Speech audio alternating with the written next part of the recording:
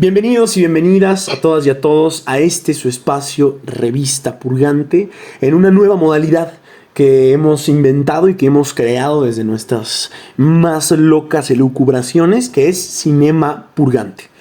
Y en esta ocasión, para hablar de un tema fascinante, un tema que muchos estaban esperando porque es una película deseada, es una película, un estreno explosivo, ¿no?, que dio mucho de qué hablar, comparada incluso con El Resplandor de Stanley Kubrick, ¿no? Ya nos dirán ustedes en los comentarios si están de acuerdo o no.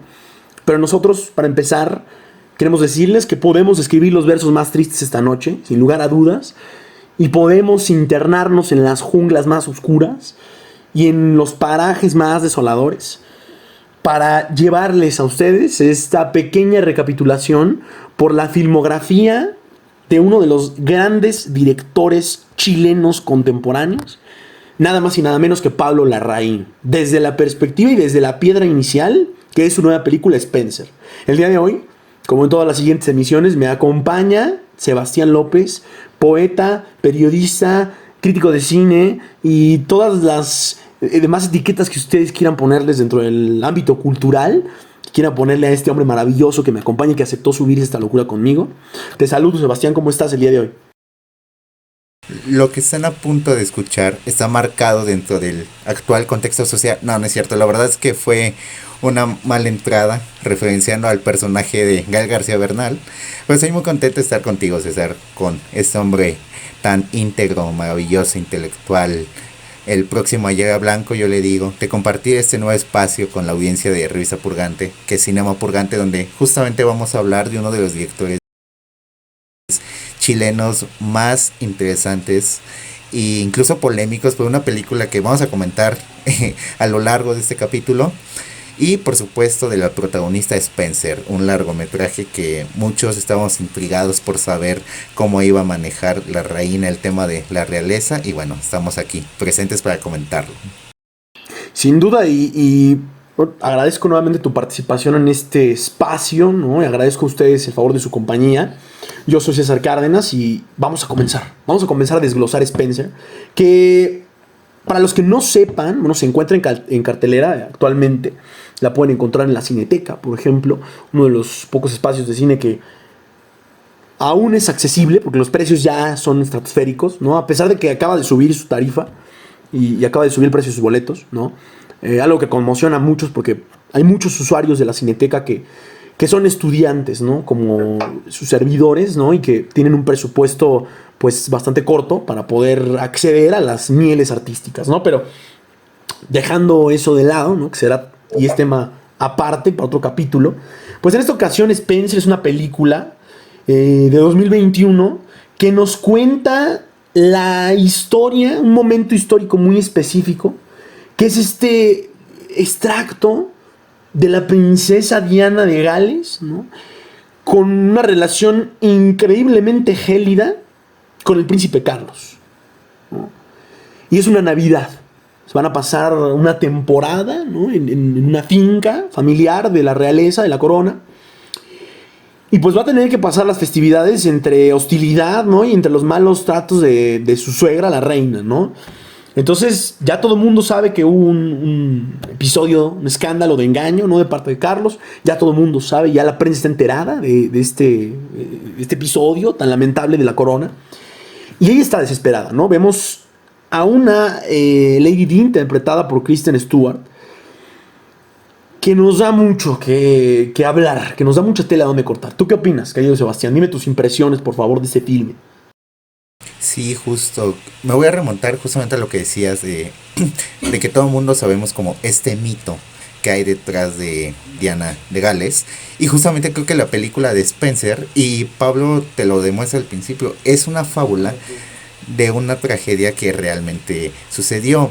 Pero algo muy interesante con esta película es que creo que para Larraín la palabra fábula significa como recopilar estos fragmentos, estos mitos, digamos, callejeros, no la versión oficial que nos pintan la televisión, ¿no? Como esta versión bella, esta versión romantizada, ¿no? Lo que hace Pablo es como agarrarse de los mitos, de los sucesos, de diferentes por decirlo de alguna manera peyorativa, leyendas que hay detrás de estos personajes históricos, y creo que sí tuvo mucha responsabilidad como a la hora de retratar estos 3 días de la princesa Diana, y sobre todo en un punto, como bien mencionabas, de la relación con el príncipe Carlos, que ya estaba demasiado desfragmentada, y bueno, creo que en realidad todo su matrimonio fue así, ¿sabes?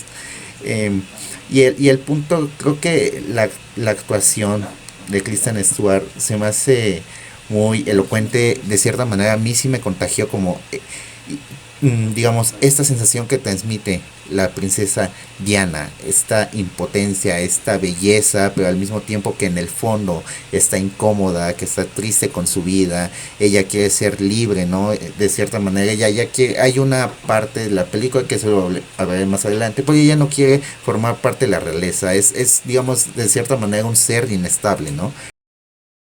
Sí, por supuesto.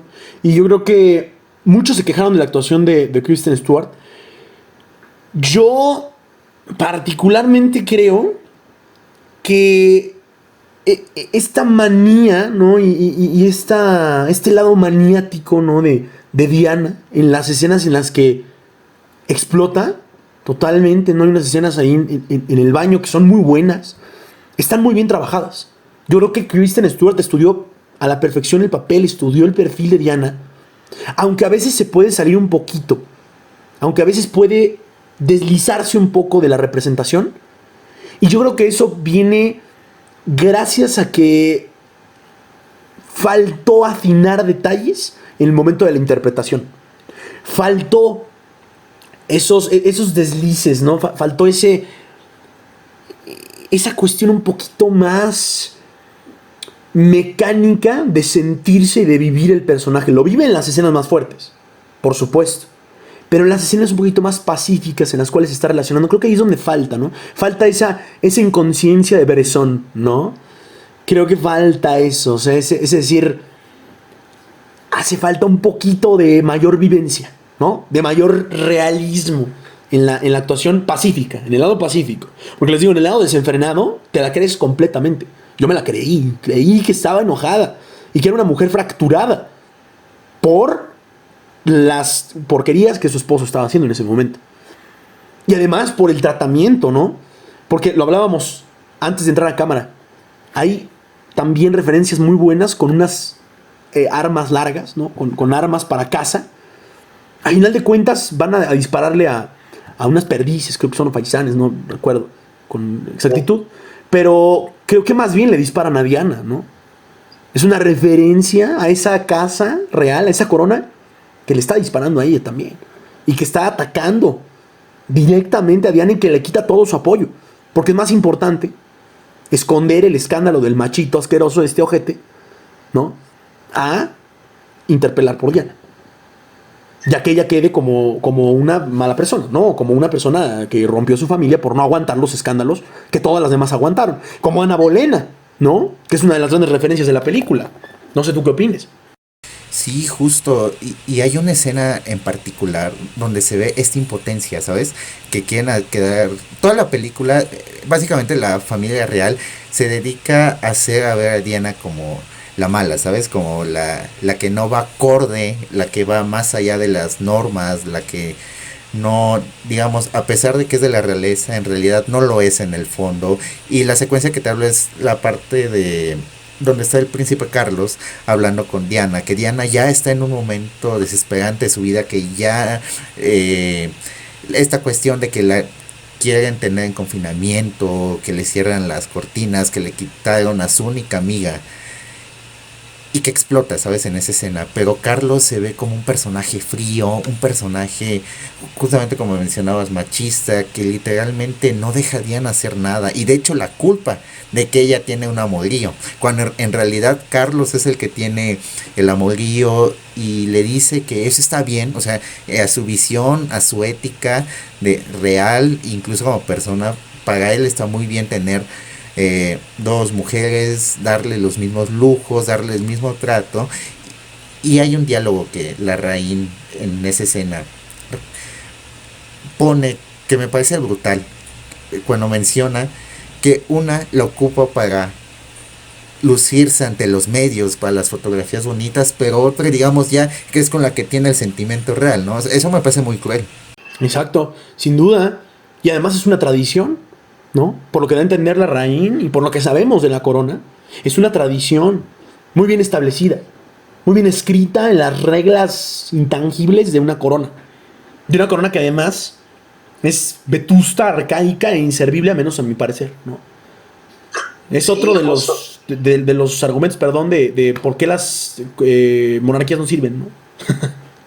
No, y mencionabas algo que también no lo había analizado en el momento, pero sí, digamos que Diana en su estado, digamos, más tranquila, entre comillas, sí, creo que es una actuación totalmente plana y creo que los momentos más fuertes donde realmente capta como la atención del espectador y el espectador de cierta manera empatiza con ella es en esos momentos de coraje, en los momentos donde se quiere suicidar, donde ya no quiere casi vivir.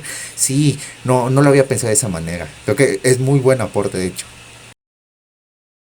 Cuando tiene ese impulso, ¿no? Ese frenesí de... aparte ya no puede hacer absolutamente nada. Está enmarcada en el silencio, ¿no? En el mutis de una casa real. Entonces no puede salirse, no puede declarar ante los medios, porque va de por medio la credibilidad de una casa real. Entonces no puede hacerlo, ¿sí? Hay una figura muy buena, que es la del mayordomo, ¿no? La del el personal de seguridad, ¿no? Es un... El policía, ajá, sí. Policía que creo que es el mismo que sale en la saga de Harry Potter, ¿no? Que hace a uno de ellos, sí. ¿no? Bueno, entonces él hace un gran papel porque es esa figura patriarcal que todo el tiempo la está coartando y todo el tiempo la está metiendo en cinta. Y todo el tiempo es, no puedes hacer esto, no puedes salirte del huacal, no puedes, no, vete a comer, ponte el vestido. Los vestidos, el apartado visual es maravilloso, a mí me gusta mucho, ¿no? Como una pequeña acotación, ahorita hablaremos un poco más tendido de eso. Maravilloso, pero en este sentido, hasta eso le controlan. ¿Hasta qué se va a poner? ¿Hasta qué carajos va a tener que usar en la iglesia el día siguiente? Ese es el nivel de control sobre Diana. Y él mismo, ese guardia, ese personaje, es el que le deja sobre la cama el libro de Ana Bolena. Y eso es, de parte de la Larraín, una especulación gigante de que la casa real estuvo involucrada en la muerte de Diana. No, y totalmente. Y hay muchas, y no solo, digo, lo del libro creo que es como lo más notorio, ¿sabes? Los que creo que realmente, los que, en ese sentido lo del libro creo que los que realmente están informados de lo que pasó con la tragedia de la princesa Diana, híjole, es como, hasta sientes es en las entrañas, ¿sabes? Ese vacío. Pero incluso aunque no supieras tanto del contexto, la Larraín es bastante inteligente a la manera de hacer ver como que la realeza no quería a Diana y iba a pagar las consecuencias, ¿no? Porque, de hecho, digo, pues hablaremos de ello más adelante, pero el final, que a pesar de ser, entre comillas, feliz, tú sabes que algo no está bien, tú sabes que algo va a pasar. Y, híjole, que simplemente creo que estamos viendo como las últimas horas de vida de Diana, ¿no? Y mencionabas algo que también me gustó, lo del policía, híjole, en todas las escenas sientes como la impotencia de que siempre le está controlando, no la deja respirar, Diana está comiendo porque aparte también hay que decir lo de la comida, ¿no? De cómo todos en la cena real, en el desayuno, no hablan, o sea, simplemente son como estatuas, ¿sabes? Que no demuestran sentimientos, simplemente se observan y con la mirada creo que dicen más que las palabras, ¿no? Y este es otro punto que yo le veo a Pablo, de que él se concentra mucho en estos planos cerrados, como en estos close-ups, donde enfoca al personaje, porque lo que él quiere, en mi punto de vista, es como dar a entender lo que está sintiendo los personajes cada uno, ¿no? O sea, por un lado, Spencer, Diana, está sintiendo justamente la frustración, la depresión, la tristeza de que ella no tiene realmente amigos y la única amiga que ella tiene, se la quitan porque la familia real considera que ella le da consejos que no son muy pertinentes. La toma del príncipe Carlos a entender que él simplemente es una marioneta más de la reina, ¿no? Que él hace todo a lo que ellos dicen y no logras empatizar realmente con el príncipe Carlos. Y también las tomas que hacen de la familia, por ejemplo, la escena donde van a tomar la imagen, la fotografía, híjole, eso se me hace muy oscuro, ¿no? Porque en la foto sí todo es risa, todo es diversión, pero detrás hay un contexto demasiado corrompido, ¿no? Sin duda, es Timothy Spall, es el actor que hace al policía, al policía pues informal, ¿no? De la reina. Y es muy importante porque es como el papel es un padre raro, ¿no? Es como un papel paternal extraño. Por un lado la quiere proteger, pero la protege a través del control, ¿no? Entonces como, o sea, rompe con el esquema de una figura paternal común en las películas y en el cine, con este control, ¿no? Con este querer ser el gendarme más que el amigo, ¿no?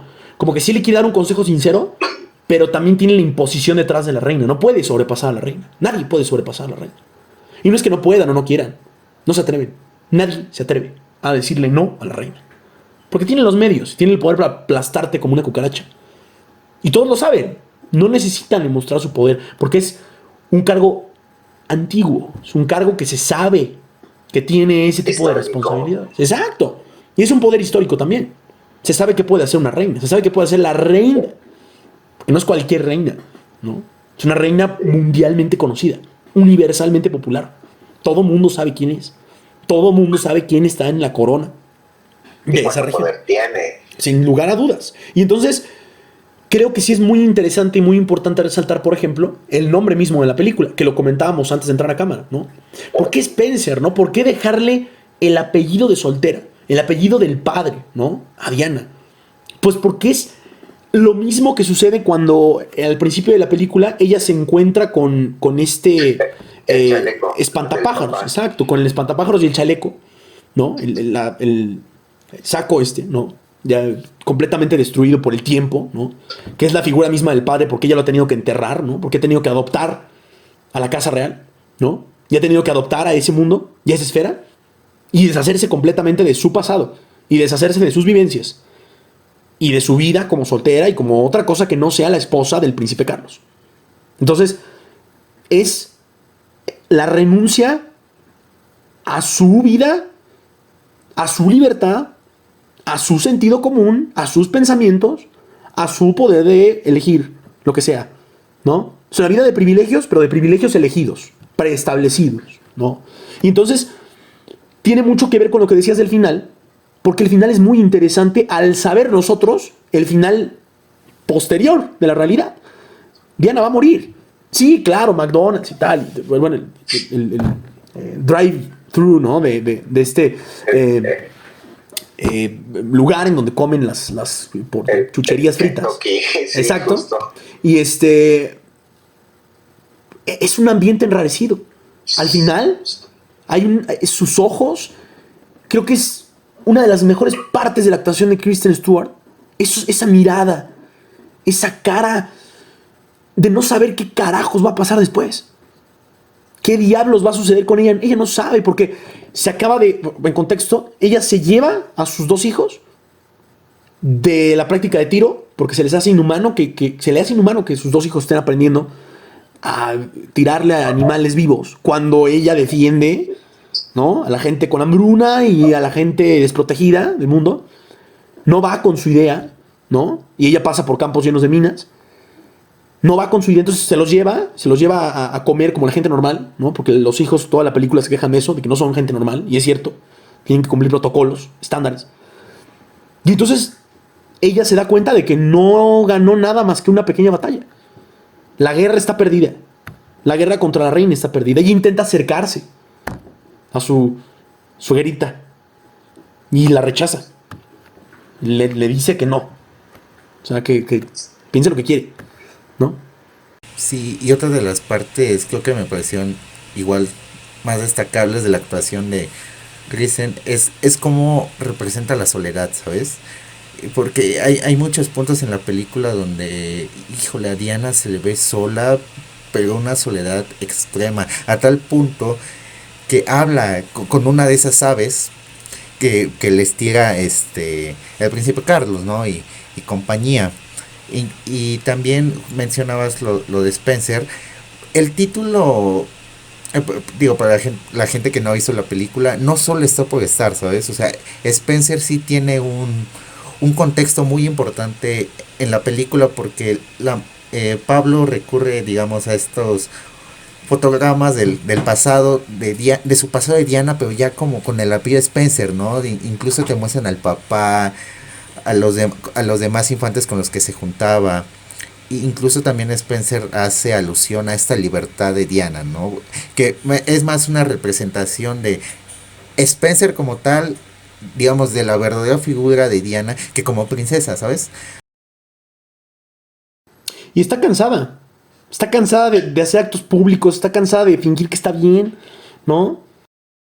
Y de hecho, ajá, y de hecho la escena, hay una escena donde va corriendo en el pasillo y dice, ya, o sea, no estoy bien, estoy mal, díganles a todos que no me encuentro bien. Y es otro de los puntos que más te sostienen en la trama, ¿no? De Pablo, de que tú sabes que todo en la casa se enteran.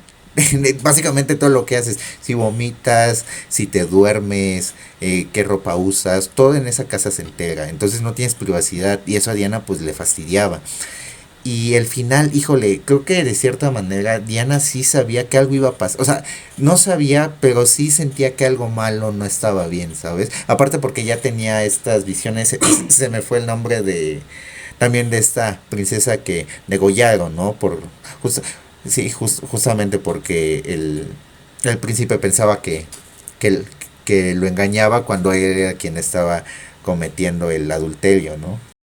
Exacto, sí, fue esposa de Enrique VIII. Enrique VIII con una fama muy interesante. Si quieren acercarse a su historia se van a sorprender.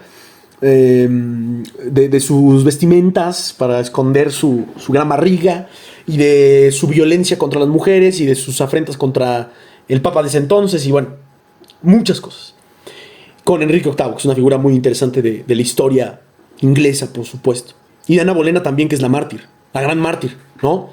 Pero yo creo, aquí va mi pregunta hacia todos nuestros escuchas y videntes, ¿no? De las plataformas de la revista Purgante.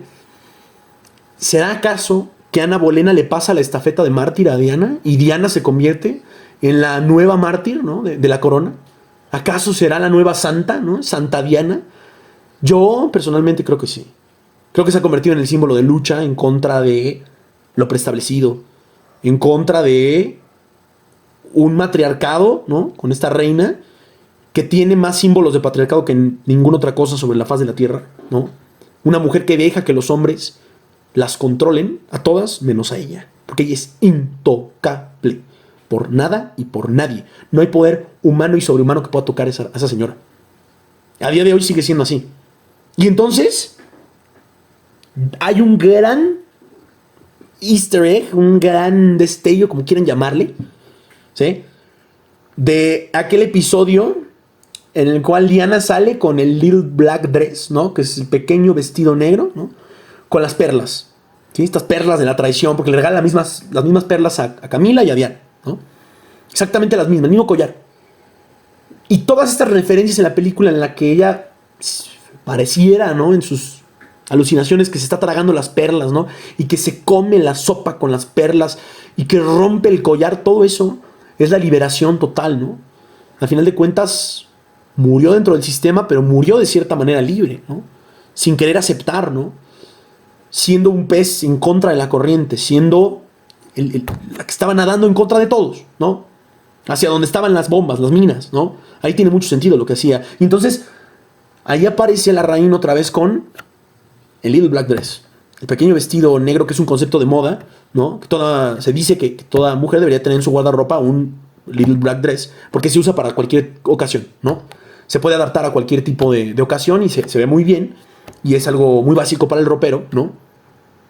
Y Diana lo adapta a un concepto de, como todas las mujeres lo tienen, todas las mujeres pueden acceder a esta libertad, ¿no?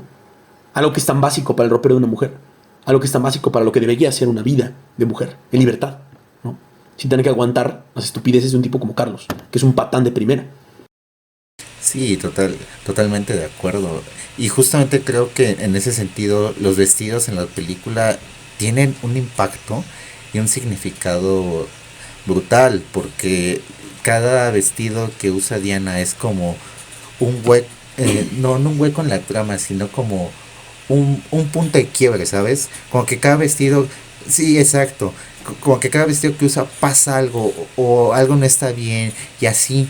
Y a mí, por ejemplo, y vuelve Pablo a decirnos, porque no solo, a pesar de que en la vida real, de cierta manera, sí fue así, ¿no? De este control que sufría Diana, creo que en el cine de Pablo es así, trata de sus personajes femeninos así, el controlamiento del hombre, ¿no?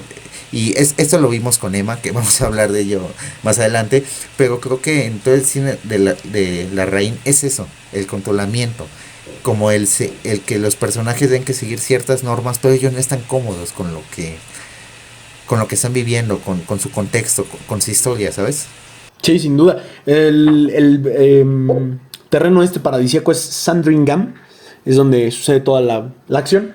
Y que les debía ese dato desde hace un rato, que no tuve la precisión correcta, como absolutamente todo lo que digo en este espacio y en todos lados.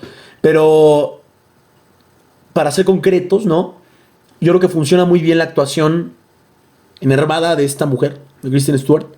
Funciona muy bien la historia, funciona muy bien los vestidos, funciona que todo está frío, hasta el rojo se ve frío.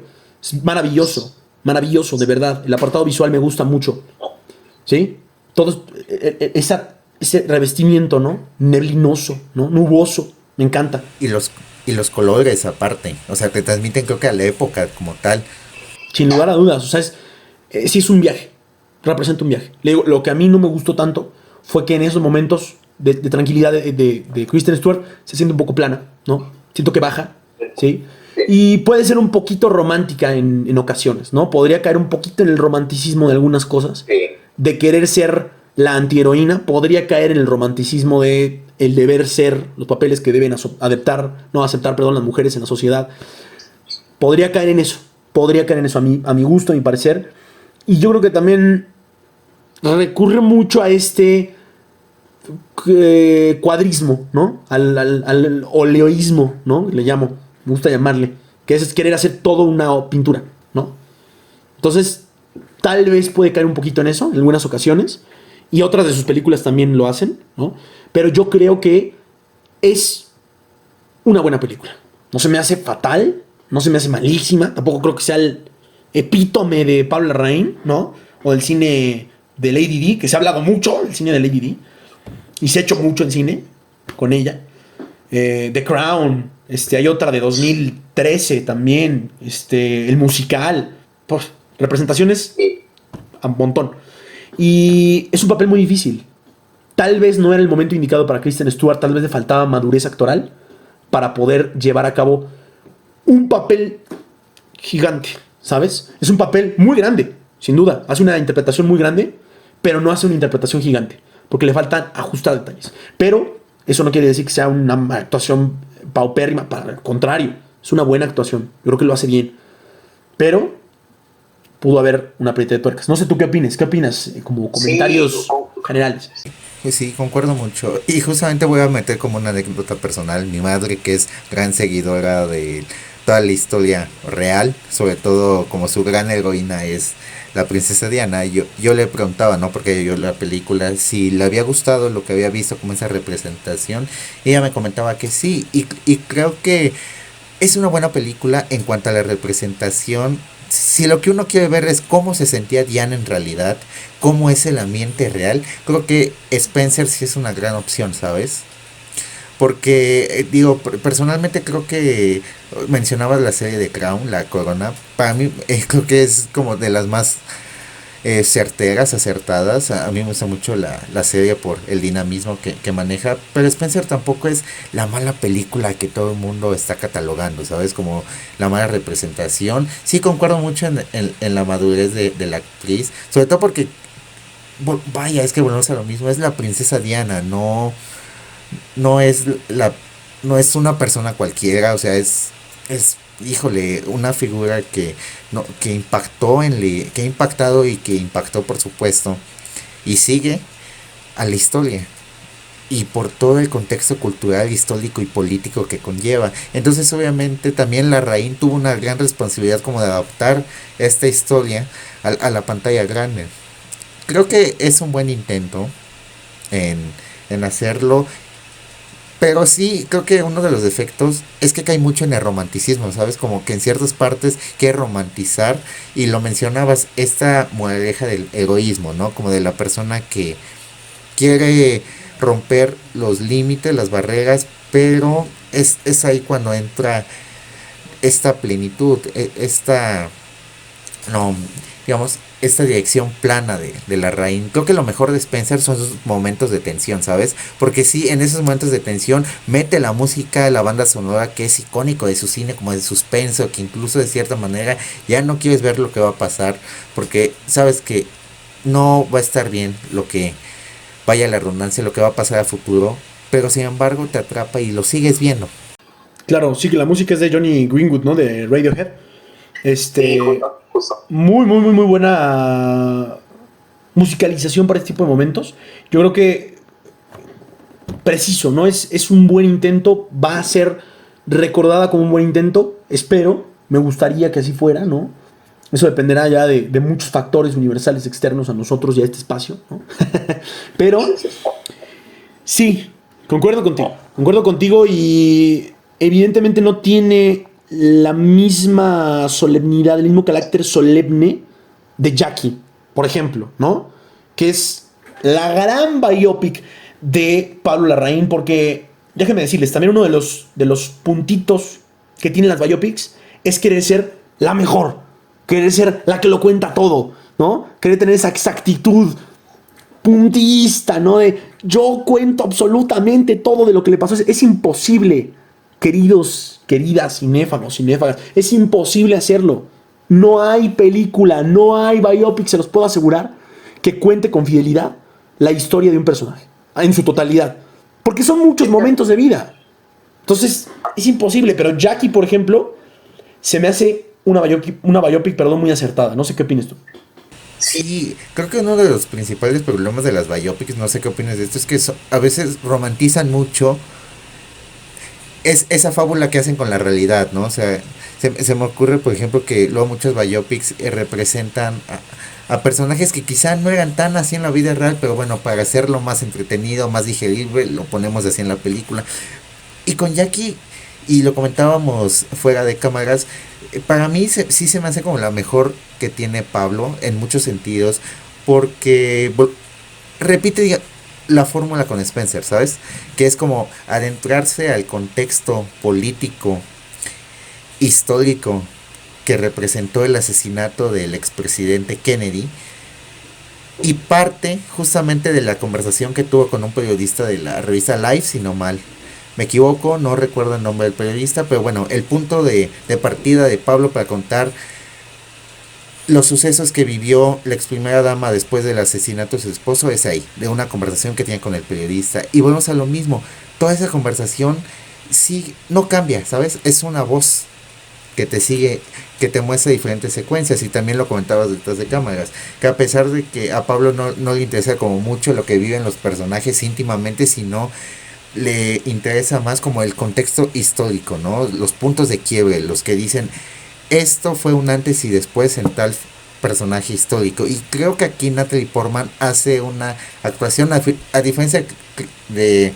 Stuart, creo que Natalie Portman sí representa tal cual Jacqueline Kennedy. Sus actitudes, digamos, este tour que hizo por la Casa Blanca, y que incluso nuestros queridos escuchas pueden buscar en YouTube como las entrevistas que ella concedía, y pueden hacer como esta, digamos, diferencia entre la actuación de Portman y realmente la ex primera dama, y casi no hay diferencia, ¿sabes? Y pues es que revisa la filmografía de Natalie Portman contra la de Kristen Stewart, ¿no? O sea, pesa mucho, muchísimo la carrera de Natalie Portman. Desde El Perfecto Asesino, que hace un papel que me encanta, la niña del Perfecto Asesino de León. ¡Ah! Adoro ahí, la niña tiene una energía y una chispa maravillosas que se llevan la película, ¿no? Y se llevan ese carácter tan pasivo, ¿no? Del personaje de León.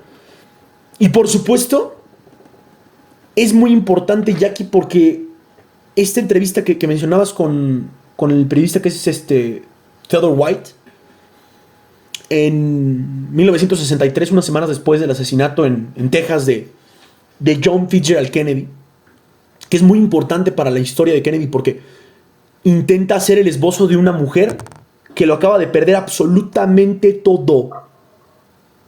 Porque son mujeres inmiscuidas en el poder, no en puestos de poder, directamente, porque ser la primera dama es un puesto de poder, al final de cuentas, ¿no? Tienes cierto poder público. Como mujer tienen poder público, por supuesto.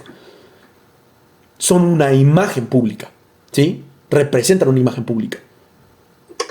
Pero es claro que ella vivía de la convivencia, vivía del público de Kennedy.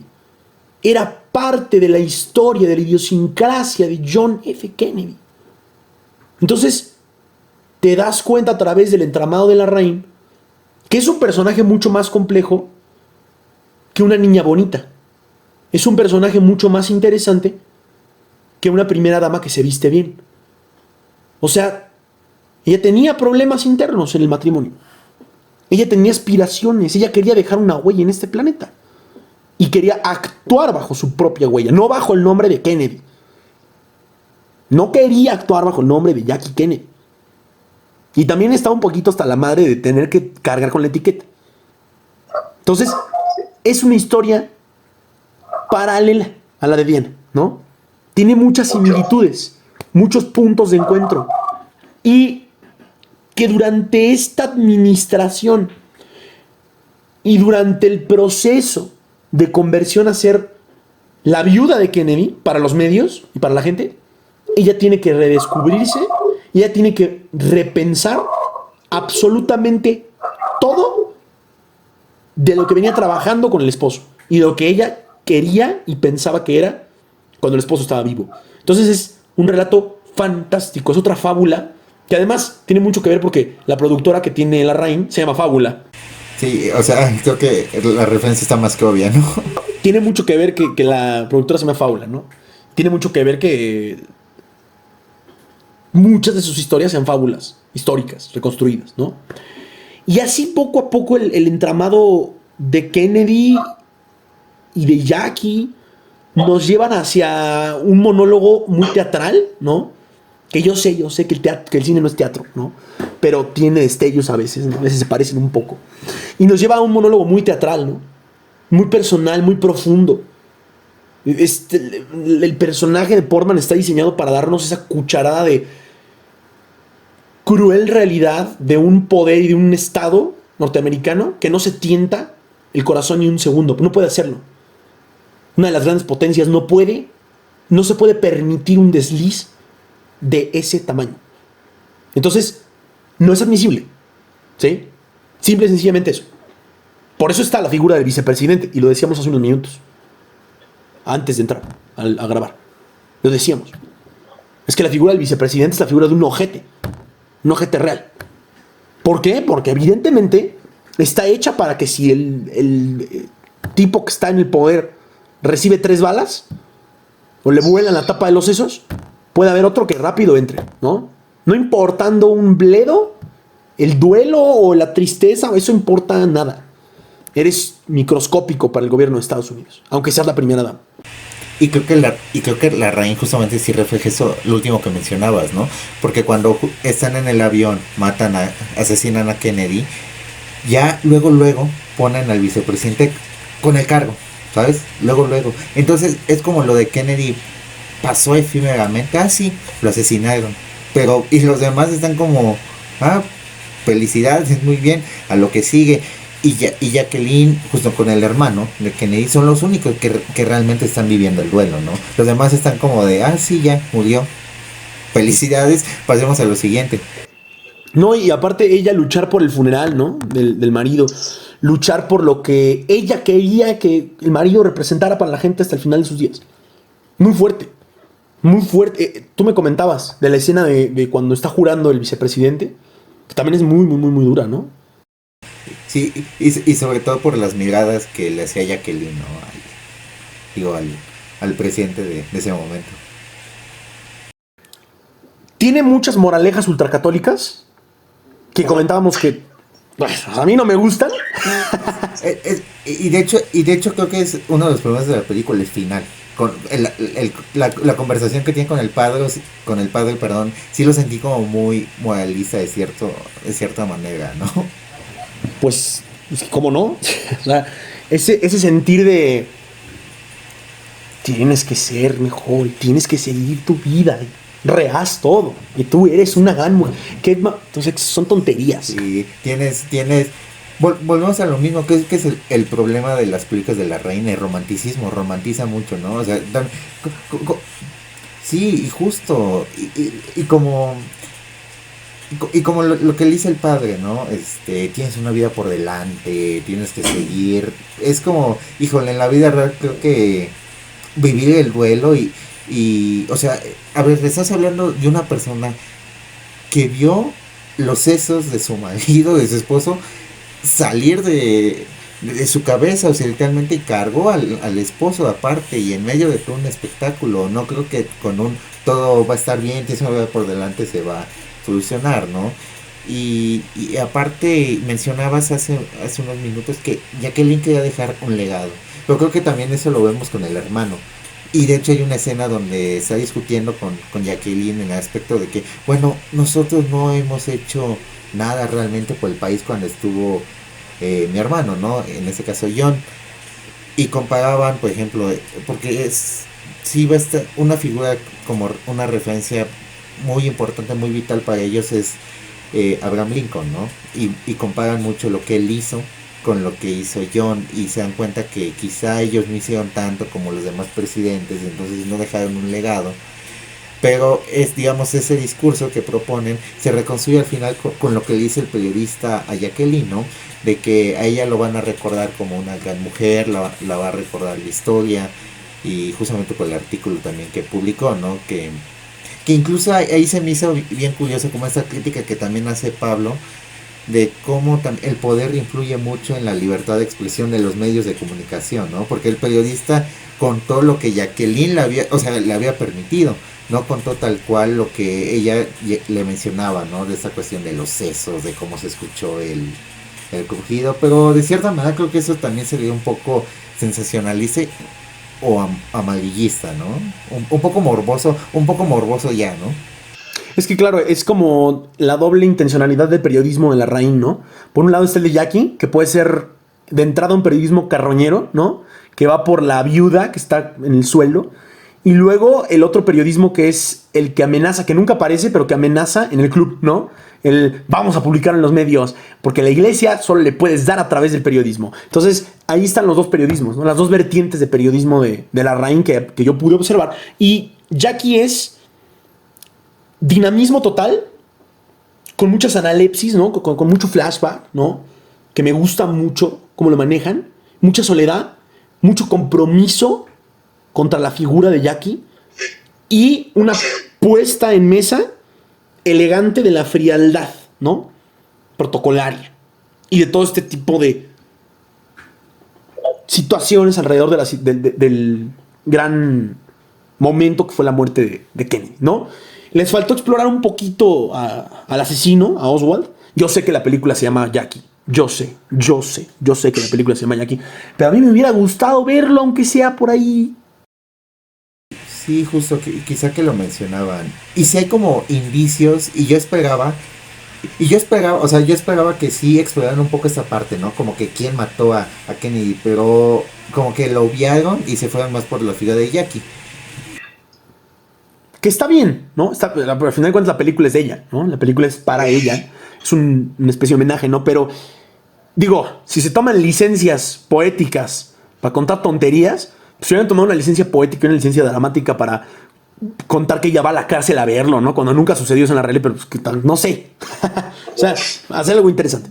Pero esos ya son delirios míos. Y pasando a otro de las películas de la Larraín, que a mí se me hace un poquito ridícula, ¿no? Se lo comentaba al querido Sebastián hace un rato. Es, por supuesto, Neruda, ¿no? Una recopilación rápida, ¿no? Jackie en este momento ya no se encuentra disponible en plataformas. Habrá que buscar en la ilegalidad. Pero, por ejemplo, Neruda está en Netflix, ¿no? Y la anterior, que es Spencer, pues está en cartelera. Es para que más o menos puedan ir viendo la filmografía y ustedes puedan checarla y decirnos, por supuesto, lo que ustedes opinan, que es aquí lo importante. ¿Qué opinas de Neruda?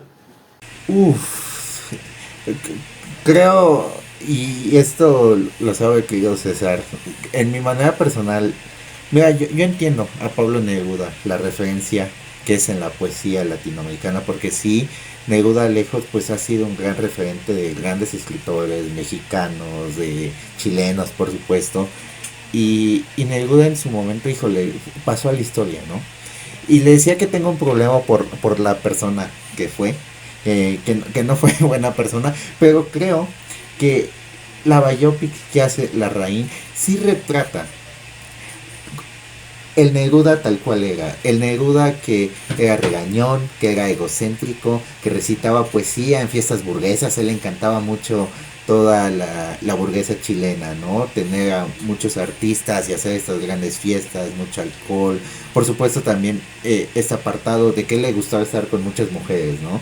Y también el cómo a su esposa, que de cierta manera la amaba, pero pues tenía ahí como sus contrapiques con ella, ¿no? Pero creo que Neruda, y creo firmemente que dices que cae en lo ridículo, creo que más que por la figura del poeta, sino por su coprotagonista, ¿sabes? Que en este caso es el detective interpretado por Gael. Creo que ahí es donde tenemos una gran falla, pero te dejo extenderte con esto. No puedo, yo ya a los 40 minutos yo me quería dar un tiro, de verdad, un tiro, como que ya. Yo no quería ya ver más de Neruda. Porque el personaje que interpreta Neruda se me hace muy bueno. Está muy bien construido. O sea, yo creo que las biografías de Larraín en sus protagonistas son significativamente explícitas. Y eso les ayuda mucho a brillar. El personaje de Neruda es fabuloso. Su situación legal, cuando empieza de preso fugitivo, la cacería salvaje. Es una buena intención narrativa. Pero no es un buen resultado. Les voy a decir por qué. Porque esta cosa noir, ¿no? Este intento de cosa noir, muy detectivesco, se vuelve algo pedante. O sea, para mí, ya Gael, porque Gael hace al champotón, no sé cómo se apellida el tipo este, insufrible. Sí. Gael es un gran actor. Yo admiro mucho a Gael, me encanta el trabajo de Gael, pero esta película en especial, qué terror. O sea, la voz del detective durante toda la voz en off, así, estamos recorriendo las intempestivas montañas de aquí en Perú y la chingada. No puedo, de verdad no puedo. O sea, es demasiado. Es una cosa que te ahoga, o sea, te asfixia. Tanto rollo detectivesco, tanta moralina que tiene este personaje, ¿no? Tanta capacidad para tender siempre hacia lo moralino. Qué bárbaro, o sea, no me gusta. No me gusta el personaje de Gael. A mí no se me hace un buen personaje, ¿no? No, y aparte su bigote, no, aparte como su bigote muy falso, ¿sabes? Y su acento, no sé. Es otra de las cosas como que dije, ay no, aquí Gael no. Le gustan a Larraín porque también Kristen Stewart no es inglesa ni de Gran Bretaña ni nada. Ella es norteamericana, ¿no? Y tuvo que adoptar un acento. Igual Gael sale en más de una película. Ahorita lo diremos y en varias tiene que adoptar un acento chileno, ¿no? Una manera de hablar. Y no le sale. No me gusta. No se escucha orgánico. Todos hablando un perfecto acento chileno, normal, natural. Y él como que exagerando, como que haciéndole para que parezca que sí es chileno, pero no. O sea, me da un mal sabor de boca. No me gusta. Y hablando de Neruda, ya que estamos por aquí, pues va la recomendación, va el gol literario para Mi país inventado de Isabel Allende, que comienza con una frase muy buena que tiene mucho que ver con este tema de Neruda, porque dice Pablo Neruda, 1972, por una razón o por otra, yo soy un triste desterrado. De alguna manera o de otra, yo viajo con nuestro territorio y siguen viviendo conmigo, allá, lejos, las esencias longitudinales de mi patria, de Chile, por supuesto, gran escritora chilena, Isabel Allende, que vivió la dictadura pinochetista en el exilio también, ¿no? Y es una buena intención de hacer una biopic de Neruda. Eso me gusta de Larraín, que agarra momentos específicos. No le hace al Freddie Mercury, ¿no? vámonos a toda la vida. Repasar toda la vida. Sí, como una sopa, ¿no? De sucesos. Si no, simplemente agarra como momentos históricos de cada personaje y pum, lo retratan. Sí, eso también. Sí, el exilio y ser prófugo para Neruda es muy importante. Fue muy importante para su formación, para estos cantos de gesta. Justo. ¿No? O sea, tú sabrás más del tema. Que aquí el poeta eres tú, yo soy un neófito. En todo, también en cine.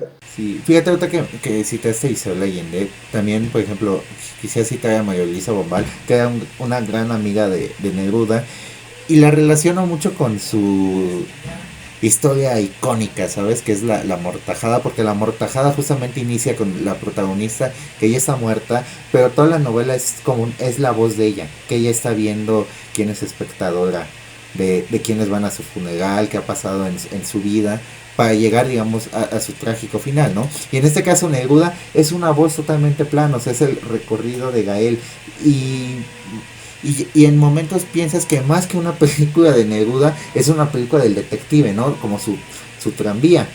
A mí personalmente me hubiera gustado que se hubiera explorado un poco más en la cuestión social de qué representaban los versos que escribió Neruda digamos, en ese exilio, ¿sabes? Porque sí fue un impacto para Chile, o sea, creo que la poesía ahí fue una poesía revolucionaria, ¿no? Una poesía que literalmente le llegó a todo el pueblo chileno.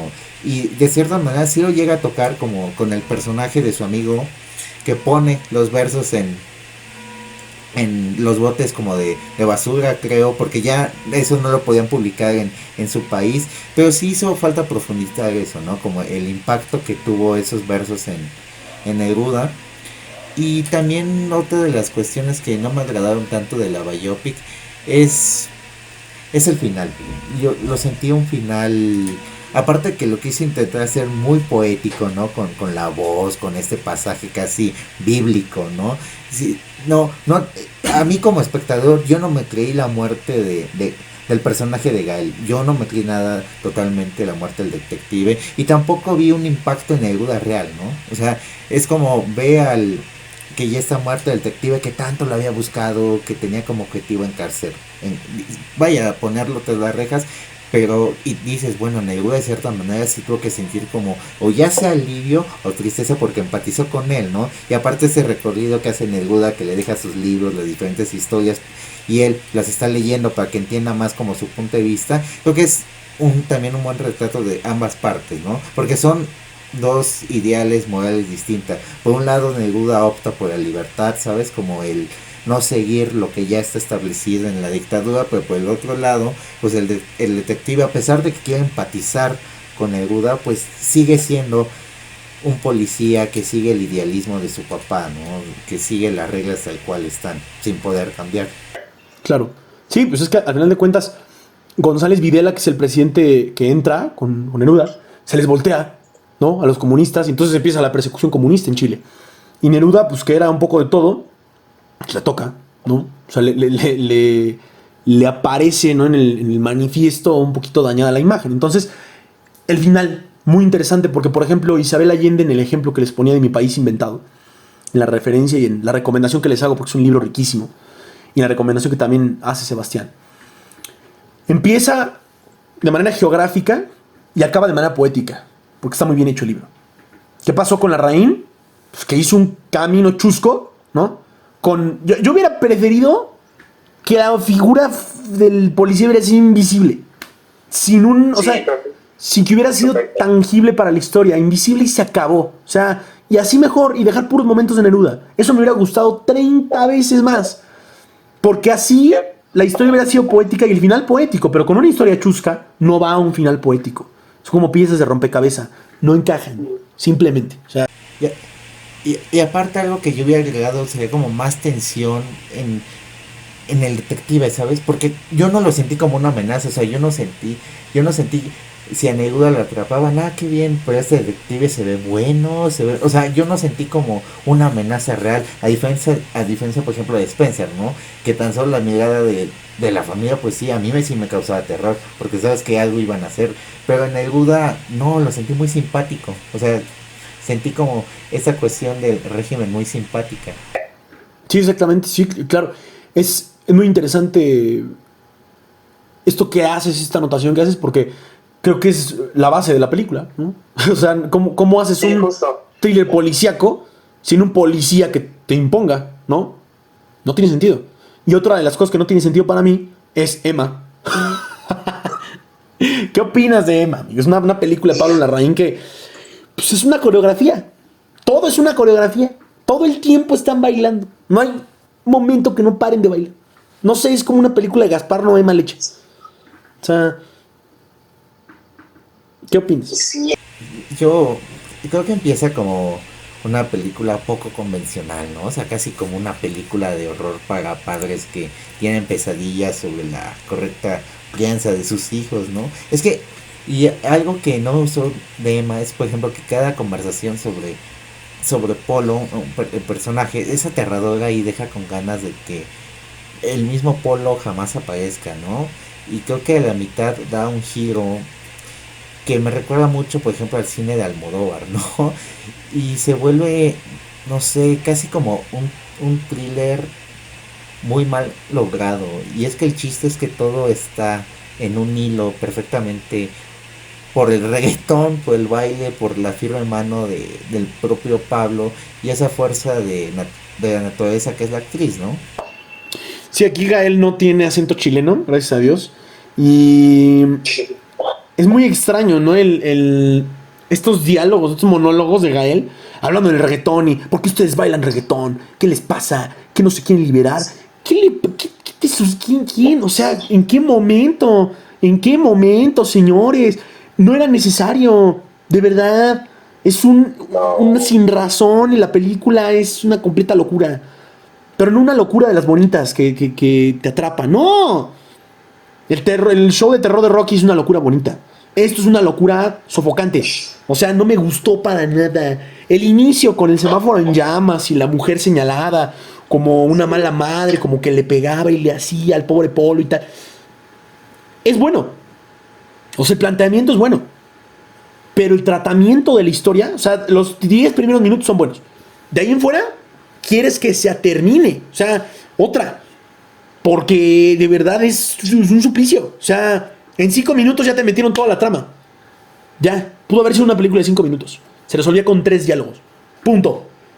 Pero parece que todo tiene que ser complicado y todo es, como les decía, un baile eterno. Por fin, después de 36 minutos, de 36 largos minutos, conocemos al mentado Polo, al niño. Ni siquiera lo habían presentado. Ni siquiera se habían dignado a mostrarnos quién era Polo. No entiendes nada. No sabes quién es quién. Te confunde.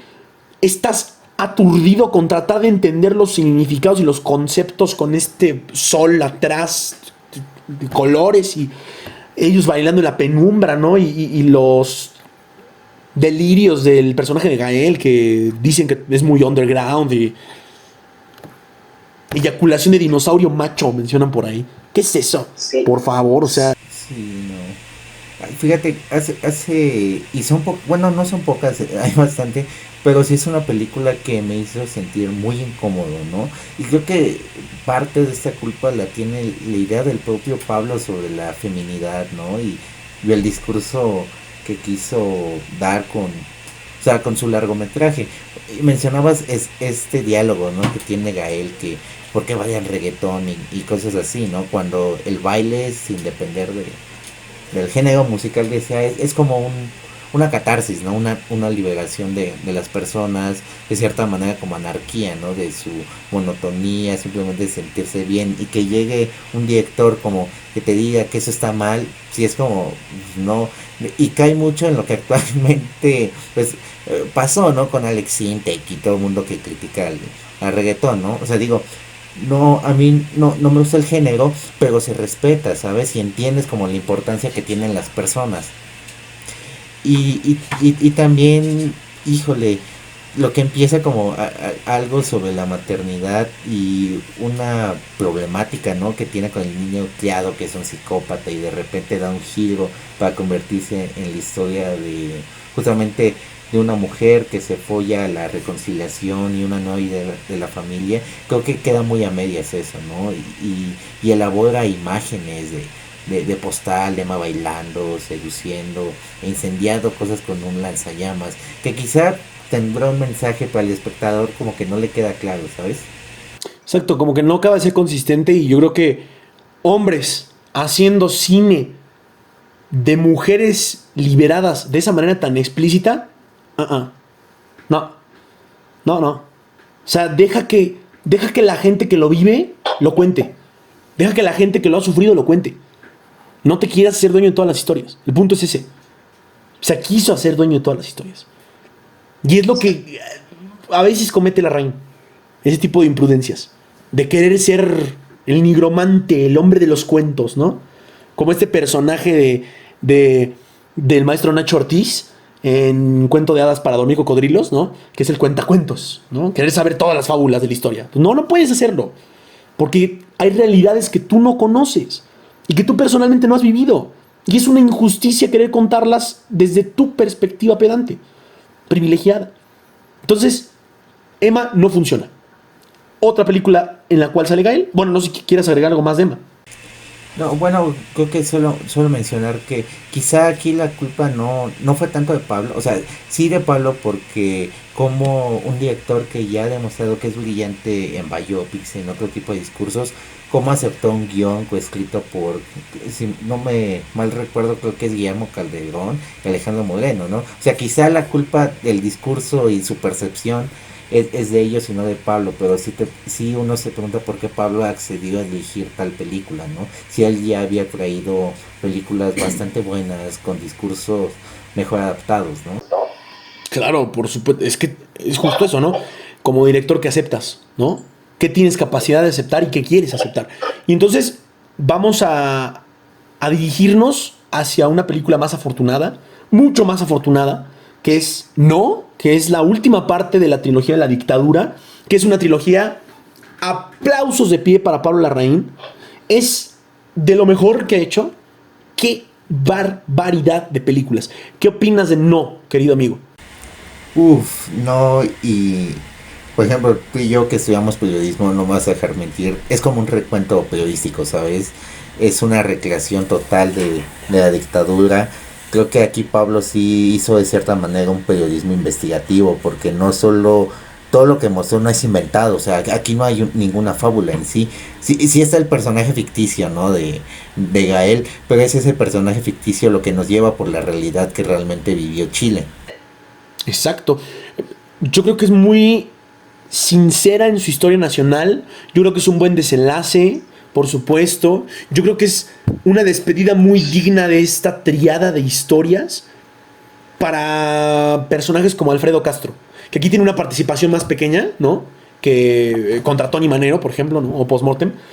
Pero sigue siendo igual de potente, porque ahora es como el mentor de ambos bandos, una especie de Javert, ¿no? Como de Los Miserables, que juega para los dos lados al final. Y al final del día, se me hace la película mejor acabada, mejor adornada de Larraín por este ser chileno. Porque Larraín es un director chileno.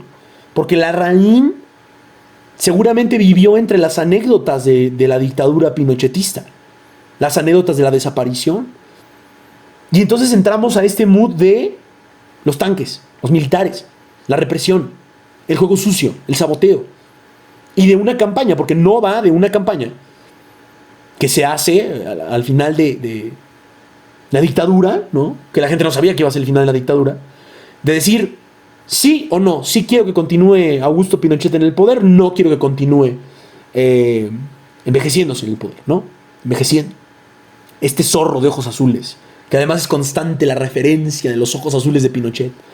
¿Por qué, no? ¿Por qué tanta cercanía? Pues porque había alguien abajo de la sotana militar. Había alguien debajo del gorro militar. Y era Augusto Pinochet, el zorro de ojos azules, ¿no? Y entonces, aquí viene a cuento el sufrimiento.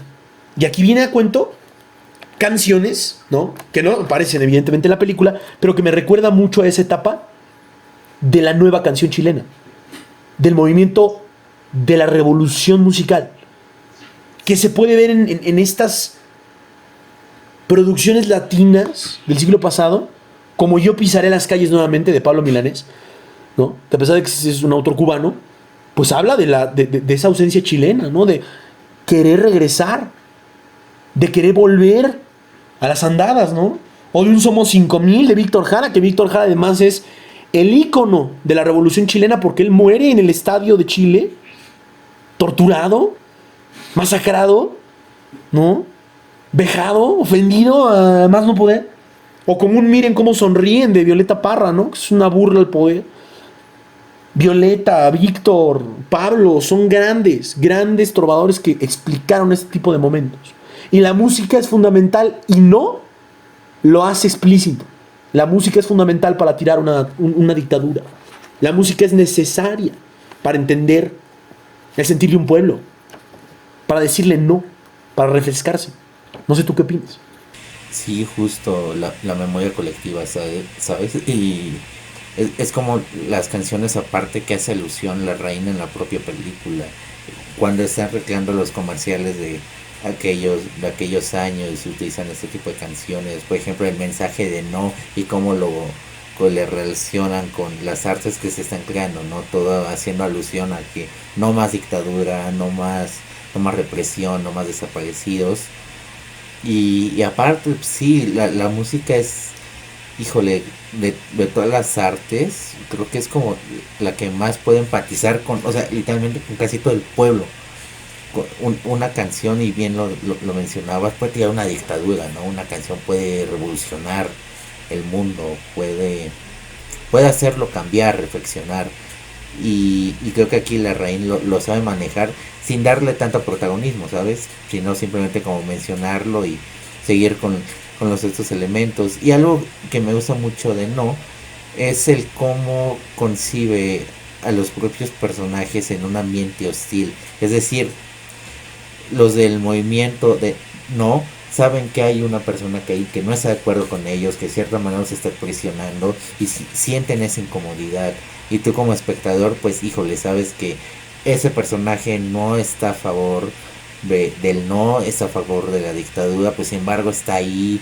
Y esos momentos de tensión que tiene el personaje de Gael con ese personaje de que estoy hablando, que justamente creo que es Alfredo Castro, que tiene con esas confrontaciones, y cómo el propio personaje Castro amenaza a Gael con su hijo, ¿sabes? Y las amenazas por supuesto que recibe Gael, lo acusan de marxista, cómo pintan su hogar, cómo también le dejan ciertas amenazas con el tren de su hijo.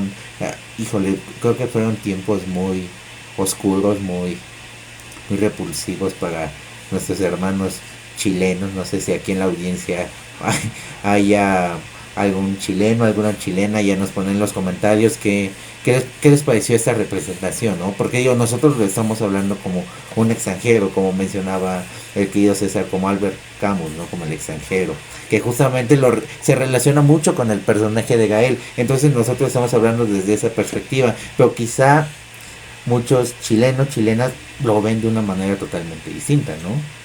Exacto, por supuesto, y es el punto de enriquecer, ¿no? El visionado del cine, enriquecerlo con la experiencia de una persona que está más cerca de la fuente de los hechos, ¿no? Entonces, amigos de Chile, déjenos los comentarios pertinentes, ¿no? A nuestras visiones de extranjeros, ¿no? Muy al Albert Camus. Pero bueno, pasemos a las siguientes películas de la trilogía de una manera rápida, rauda y veloz, sobre, por ejemplo, Postmortem, ¿no? Yo tengo con Postmortem, que es esta película con Alfredo Castro también, que Alfredo Castro es la estrella de Larraín, es el actor fetiche, ¿no? Me encanta Castro, amo a Castro en la trilogía, lo amo en el club, hasta en Neruda, que sale 3 segundos en todos los papeles, me encanta. En Fuga, por supuesto, increíble, ya hablaremos de ella en unos momentos más, pero Postmortem es una película, la segunda película de la trilogía, y es la película que explica el momento exacto en el que Pinochet llega al poder. Llega a tomar el poder, ¿no? O sea, lo toma por sus medios y con el ejército. Un golpe de Estado a Salvador Allende. Un presidente que era de izquierda totalmente, ¿no? con ideas socialistas, y entonces toman el poder y eso es post-mortem. Post-mortem podría pasar desapercibida si no tuviera la gran escena, la maravillosa escena de la autopsia de Salvador Allende. Es una de mis escenas favoritas de toda la trilogía. Porque que todos se nieguen a trabajar con 20 militares al frente, a abrir al presidente electo, nadie lo hace. Ni los médicos ni el personaje de Alfredo Castro se atreven a tocar algo del cuerpo de Allende. No es posible. Porque es traicionar a su patria. Porque es traicionar a los ideales. Porque es traicionar a ellos mismos. Entonces, al final de cuentas, es una escena necesaria para entender la idiosincrasia de la película entera. No sé qué opinas tú de Postmortem y de Tony Manero, pasando ya. Sí, sí, totalmente de acuerdo. Aparte esa escena de la autopsia de Salvador Allende es como la carga histórica, ¿qué es eso, sabes? Y creo que Pablo tiene una genialidad en hacer películas incómodas de ver. Creo que esa trilogía y relacionando con Tony Manero tiene esa incomodidad, ¿sabes? De que tiene escenas realmente fuertes, y lo digo fuertes no en el sentido que quizás sean demasiado gore, sean demasiado violentas, sino en el sentido por la carga histórica y social que influye, ¿no? Y en Tony Manero, por supuesto, vemos otra vez este contexto de Pinochet y el cómo afecta también a esta clase social, digamos, baja de Chile, ¿no? Porque en los otros habíamos visto que le afecta a una clase social, digamos, acomodada, alta, pero aquí lo vemos desde abajo, y creo que Tony Manero es una buena representación. Y por ejemplo, ahorita que mencionabas Postmuerte, hay muchas escenas que podemos rescatar de eso, ¿no? Y el cómo la relación esa que tienen con los soldados, y el cómo nadie quería hacer el trabajo, de cierta manera sí representan lo que actualmente, y no solo en el gobierno de Chile, sino en todos los gobiernos se vive, ¿no? Estas relaciones un poco incómodas, hostiles. No sé qué opinas de esto. Por supuesto, además, en Postmortem hay una gran escena en la que el protagonista, Alfredo Castro, y la vecinita, están conversando en la cocina, y entonces se ponen a llorar. Se echan a llorar los dos, ¿no? Porque también el gobierno de Salvador Allende tuvo lo suyo, ¿no? También había hambre, también había carencias. No era el gobierno perfecto, ¿no? Y entonces es una escena mágica, magnífica. Es una fantasticidad, ¿no? Es maravillosa. Y pasando a Tony Manero, bueno, la brutalidad de este hombre que quiere convertirse en el protagonista de Fiebre de Sábado por la Noche, pues es la brutalidad del régimen, ¿no? Es la brutalidad de Pinochet. O sea, es la doble cara, ¿no? Por ahí también tiene una frase muy buena, una aseveración muy buena, Nicanor Parra, uno de los poetas más grandes de Chile. Y Nicanor Parra, sobre este tema de Pinochet y sobre Salvador Allende, tenía unas opiniones bastante controversiales, porque decía justo eso, ¿no? Que Pinochet sí era un poco salvador de Chile, ¿no? Y todo el mundo se conmocionaba con eso, porque decía, ¿qué está diciendo este tipo, no? Está loco. Se le conoce como el antipoeta, y mucha gente decía que estaba con el régimen. Pero lo que yo quiero rescatar es que él decía que Pinochet era un salvador a corto plazo, ¿no? Un tipo que iba a dar una respuesta muy corta, con un mecanismo consumista, ¿no? Y decía, pan para hoy, hambre para mañana, ¿no? Sí vas a arreglar la situación del país, con violencia, con desaparecidos, ¿no? Pero mañana, ¿qué? Va a ser lo mismo. Y ahora va a haber pan, pero no va a haber libertad de expresión, no va a haber igualdad, no va a haber derechos, ¿no? Se arreglas un problema con otro. Y es muy interesante lo que decía Nicanor Parra sobre esto. Mucha gente se le fue encima, por supuesto. Y mucha gente, lo tildó de pinochetista, ¿no? Y que todavía los hay, por cierto. Todavía existen. Pero sí es muy interesante la trilogía entera, porque te muestra esta faceta, ¿no? Este poder de un solo humano, es decir, sí ayuda a una señora a llevarle sus bolsas, pero también la mato a mazazos, ¿no? O sea, viendo la televisión, ¿no? O sea, esa dualidad es muy fuerte, durísima, ¿no? O sea, maravilloso. Y además, en Tony Manero, El cine dentro del cine. ¡Guau! ¡Qué rico! La música dentro del cine. La afición de la música por el cine. Tú ya lo decías. La catarsis musical. La síntesis del hombre música. Del humano música. Maravilloso. Fantástico. No sé tú qué opinas más de esto. Para cerrar, Tony Manero. Sí, y creo que hay una autenticidad en cada película de esta trilogía, ¿no? Cuando recrea la decadencia de la época de la dictadura. A mí, por ejemplo, me pareció muy creíble todas las actuaciones que hace Alfredo Castro como ese hombre perturbado por el pasado y defraudado, justamente por el sueño americano, ¿no? Transmitiendo diversos pensamientos con la mirada y valiéndose del físico para bailar, ¿no?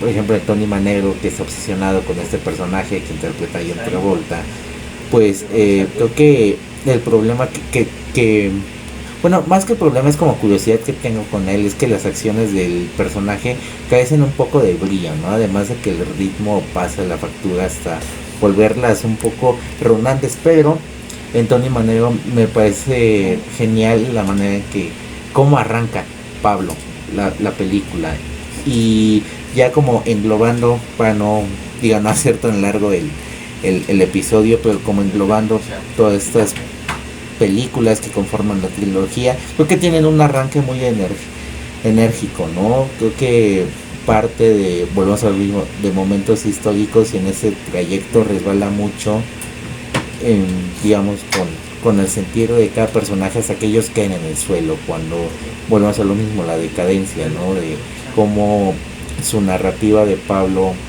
representa la existencia de todo este pueblo chileno que estuvo invadido por la dictadura. Claro, y hablando de Castro, pues podríamos pasar al Club, ¿no?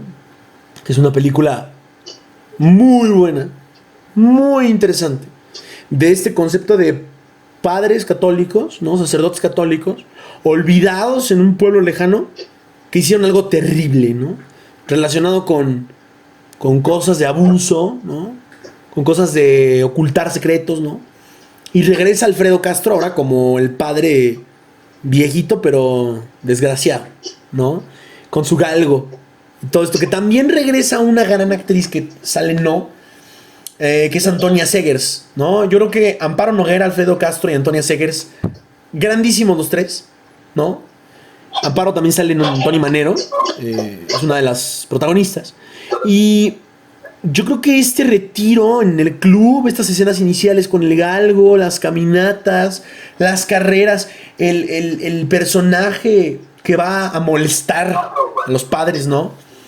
Y que les hace recordar su pasado, se me hace muy interesante. Toda la película es un agasajo de crítica a la iglesia. Por eso a mí se me hizo muy extraña la postura de Jackie, ¿no? Tan moralina, tan ultracatólica, contra esta película que es tirarle todo, ¿no? A la iglesia. Y que además es delicioso cómo lo hace, porque lo hace muy bien, lo lleva muy bien. Estas conversaciones tan profundas entre los padres. Y ese padre nuevo que llega a ponerlos en orden y a decirles, ya no pueden beber vino porque ustedes son los pecadores, son los castigados de la iglesia. Es castigo, no vida, monasterio, ¿no? O sea, esto no es un centro de recreación, ¿no? No sé qué opinas tú del club. ¿Qué te pareció? Sí, yo concuerdo al 100% todo lo que mencionaste, porque aparte creo que lo más increíble del club son sus actores. Creo que no hay ningún peldaño flojo, pero por ejemplo el actor Roberto Falías como Sandokan, a mí por ejemplo, me rompió mucho el corazón como pocos personajes lo han hecho en la filmografía de Pablo. No recuerdo haberle visto otro personaje tan hecho pedazos en ninguna otra película. Cada vez que él está a cuadro, la película tiene una herida que no deja de sangrar, ¿no? Creo que después de toda esta visión moraliza que mencionabas, ¿no? Como las biografías en sí, la verdad es que yo no esperaba como una bofetada tan dura y fría como lo es esta película, ¿no? Y creo que esa Casa Amarilla es de las cosas más perturbadoras que he visto, de los lugares aparte icónicos y perturbadores que le he visto a Pablo, ¿no? Claro, por supuesto.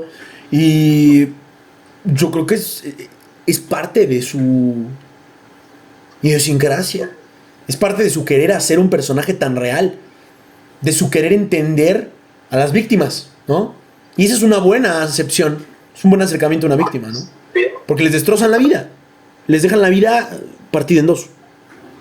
¿No? Después de un abuso, después de un episodio de abuso, ¿cuáles son las repercusiones?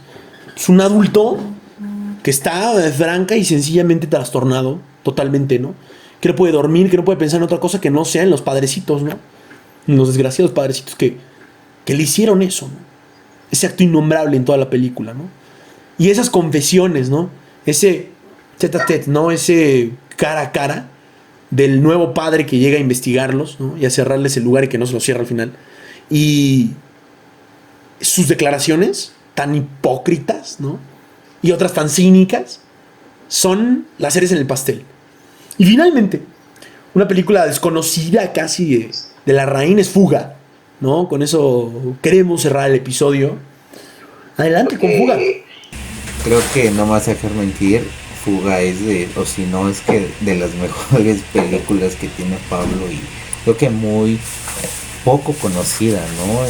Fuga utiliza la música como catalizador y detonante de esas emociones y trágicos recuerdos, ¿no? Y creo que estamos ante un discurso muy poético y visceral sobre las obsesiones y los traumas, ¿no? Que podemos llegar podemos llegar a tener como seres humanos. Creo que Larraín elaboró una obra bastante ambiciosa y algo caótica, pero que puede resultar gratificante si uno se rinde ante esa violencia emocional que te presenta, ¿no? Por supuesto, y la Rapsodia Macabra, bueno, ya te lo dije, llevo semanas escuchándola. Es muy buena la película. La musicalización es fantástica. Esta idea, porque, queridos cinéfagos y cinéfagas, la idea de la película de Fuga es que un compositor crea una pieza maldita que cada vez que se toca, alguien se muere en la sala. Y entonces él poco a poco va cayendo en la locura. Y un grupo de taradetes descubre su obra y quieren como que acabarla porque no estaba terminada la obra, la parte que ellos tenían, digamos, la versión que ellos tenían. Malas cosas. Primero, que me hizo falta desarrollo de historia. A mí me hace falta un poquito más de trama, un poco más allá, ¿sabes? Porque el compositor estaba trastornado totalmente. Por eso crea la Rapsodia, ¿no? Tenía la música en la mente. No necesitaba de pentagramas ni de nada.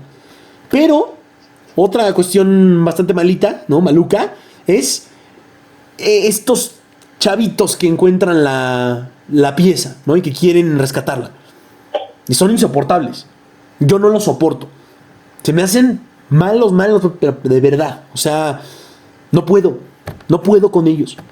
O sea, son arrogantes y tal, pero no son tan malos que te caigan bien. No, son malos que te caen muy mal. O sea, no me gustan, no logran su cometido, entorpecen la historia, están de más. Las mejores escenas son con el compositor de la Rapsodia. Para mí, son las escenas más valiosas, las escenas más interesantes, más pesadas. Cuando él tiene los flashbacks sobre esta violación a la hermana y cuando el papá la mata y la deja con la sangre en el piano, las tomas cenitales del piano ensangrentado en su primer concierto. Es maravillosa Fuga. No pierdan de vista ninguna de las de la filmografía. Emma se la pueden saltar. Y Neruda le pueden avanzar unos minutos y no pasa nada. Pero de ahí en fuera, la recomendación es esa. Para ustedes, queridas cinéfagas, cinéfagos del día de hoy. Vean la filmografía de Larraín. Adéntrense. ¿Algún comentario más de Fuga, querido amigo?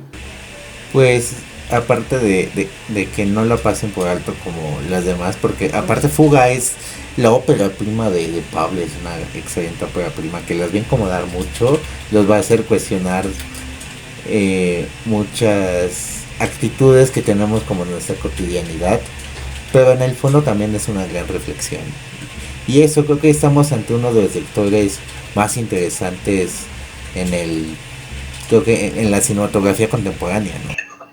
Sin duda, la cinematografía contemporánea y latina, que se ha dedicado a contar estas grandes historias, ¿no? O sea, porque a veces no volteamos al mercado sudamericano por miedo a encontrar productos aburridos, y al contrario, tienen cosas muy ricas, tienen cosas maravillosas, Entonces, de verdad, acérquense a este cine que es verdaderamente explorativo, es muy sensato, muy sensible la Larraín en su parte chilena y en su parte internacional también, no más reciente. No queda más que agregar que, bueno, por ejemplo, el club está en Netflix también, Fuga está en Netflix, Postmortem y Tony Manero están en Movie, Tony Manero también está en Netflix, en Filmin Latino, y hay algunas que sí son un poquito más difíciles de conseguir, pero siempre está la piratería, amigos, siempre está la piratería en el cine, y es un acto liberador, sinceramente. Entonces los dejamos con esto. Sebastián, algunas palabras para despedirnos. No, pues simplemente me la pasé increíble hablando de Pablo, y creo que espero que a nuestros queridos escuchas, televidentes, dependiendo de en qué formato nos vean o escuchen, pues creo que sería muy interesante conocer sus reflexiones al respecto también en los comentarios, ¿no? De que también redes sociales nos comparten que si ven alguna de sus películas, sería muy interesante que nos compartieran qué opiniones, ¿no? Qué sentidos evoca, y ya interactuamos. Seguramente vamos a hablar de más estrenos, más directores a futuro. Se vienen 2022, es un año muy interesante en películas. Se vienen algunas óperas primas, otros directores, por ejemplo en el caso de Benedetta, ¿no? Pero no, mejor no digo algo hasta que a futuro, ¿no? Quizás sean temas para próximos capítulos. Pero es un gustazo estar acá con el querido César, ilustre, crítico, todo. No, yo soy un insensato que va por la vida hablando de temas que no le incumben, pero aquí seguiremos, queridos amigas y amigos de Revista Purgante, por supuesto, en su espacio nuevo, Cinema Purgante. Y me despido con una reflexión para la gente que nos ve en YouTube, de Poesía Reunida de Roberto Bolaño, que tiene un escritor chileno, un poeta chileno, que tiene 3 poemas. Les voy a leer únicamente el fragmento del primero, que bueno, casualmente se llama Cine de Mala Muerte, y dice de la siguiente manera: es en el cine donde el hombre reposa, se saca la careta de loco y comulga con sí mismo, fuera de las verdes hojas de los poros abiertos, honradamente. Comulga con los senos de 4 metros y rosados con la nariz gigantesca que flota en el espacio. Es en el cine de barrio donde los hombres lloran, con la viejita cagada, con el niño cagado, cáncer por todos lados, mojando los libros y los periódicos. Lloran con Brigitte Bardot y se masturban, no tan disimuladamente, muy tristes, con Brigitte Bardot, con cualquier rubia que surja del desierto, con cualquier morena que salga del mar, puertas abiertas, transparentes, sin espesor a la aventura. A la aventura sí, al cuchillo real que nos clavan en la guata, mientras nos sonríen y nos cantan, mientras ese loco imbécil nos invita a la vida. Es en el cine donde nos desangramos oscuras, solitos, desmayándonos en las butacas, mientras escuchamos el zapato alucinante de industriales y romanas en la azotea, que, lo juro, creíamos que no existía. Muchas gracias a todos por acompañarnos, por vernos y soportarnos durante lo que los editores quieran que dure este capítulo. Hasta la próxima. Esto fue Cinema Purgante. Sebastián López, César Cárdenas. Felices películas.